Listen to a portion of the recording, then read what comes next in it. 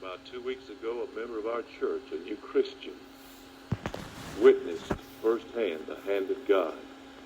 I want Nick Calvert to come this morning and share with you the miraculous touch of God in his life. Nick, you come this morning, brother, to share with us.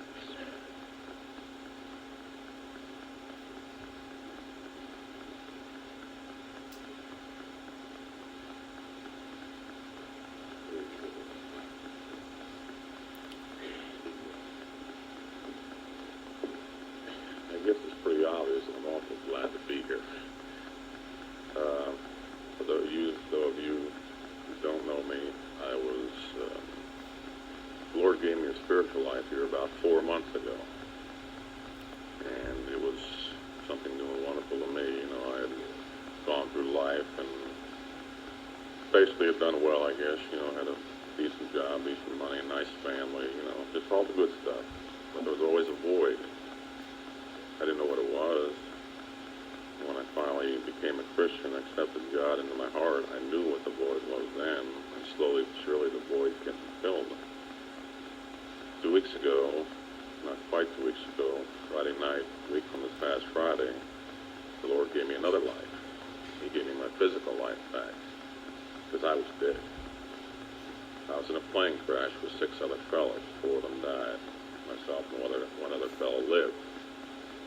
And there was no way under any natural power that anybody came out of that plane alive. It wasn't just your going down a runway and skid a little bit and rip a wing off. It was crashed down the middle of the woods, wipe out 150 yards of trees, the whole ball of wax.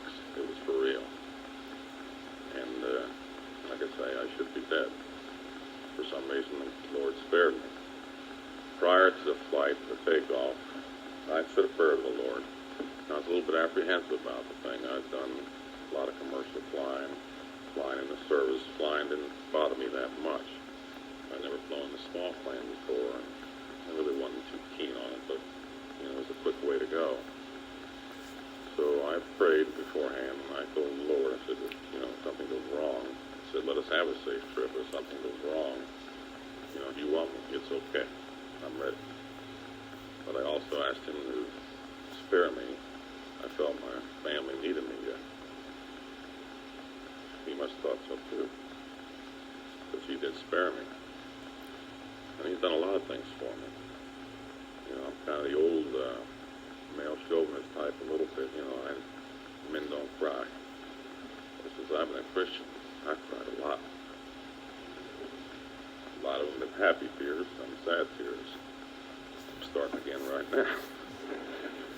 But I just want to tell you that he definitely saved me. And one of the things that really impressed me when I was in the hospital, there was an elderly gentleman next door across the hall from me, and his wife was there every day to see him.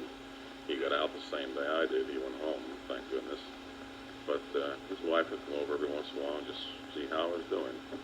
And the first day she came over, and you know, she asked what happened. I told her, and I said, the Lord definitely spared me, took care of me. She says, oh, he did more than that. He says his arms were around you. He was holding you when you were going down. And I never thought of it that way, but he really does. You know, he just takes you in his arms. And that's a comforting thought. You know, you can't beat that one nowhere. So, you know, there's so many things that happened. Just to kind of show you the way God works, I had put a Bible in my suitcase. And the day after the crash, Saturday, 4 of our buddies who had driven down, 4 of us flew, 4 drove. They came to see me, you know, and they went out to the plane wreck and got our suitcases for what was left of them. He brought it up to me the next day, Sunday. He brought the suitcase in, and he doesn't really have a religion per se. I think he was born and raised a Catholic, but he's fallen away, or I'm not really sure. But he does not go to church right now. And one of the things he said to me when he brought my suitcase up, you know, I asked him if everything was in there, you know, and he said, yeah, everything looked pretty good. And he paused and he says, your Bible's in there too. And I could just picture what was going through his mind. You know, here was one of his co-workers, a guy he thought he knew pretty good, you know, a guy that plays golf, and loves sports and all the good stuff, you know. And what in the world is the Bible doing in that guy's suitcase? And we were interrupted at the time, so nothing more was said about it. But the next day I came home. They let me out on Monday. And we were about halfway home, it was about a 6-hour drive. All of a sudden he turned to me and he says, "Hey, do you remember to get your Bible?" So it's eating at him, and I'm going to get him. But it's just strange the way things work. You know, my life has changed so much in the last 6 months, and it's nothing I've done. It's all God. And you know, He spared me, and I don't know whether He spared me just for my family or for something else. But whatever it is, it's fine. You know, He'll let me know what it is. He'll let me know what to do. And with His help, I'll do it. But I just want you to know that, you know, that God is merciful, and I just praise His name.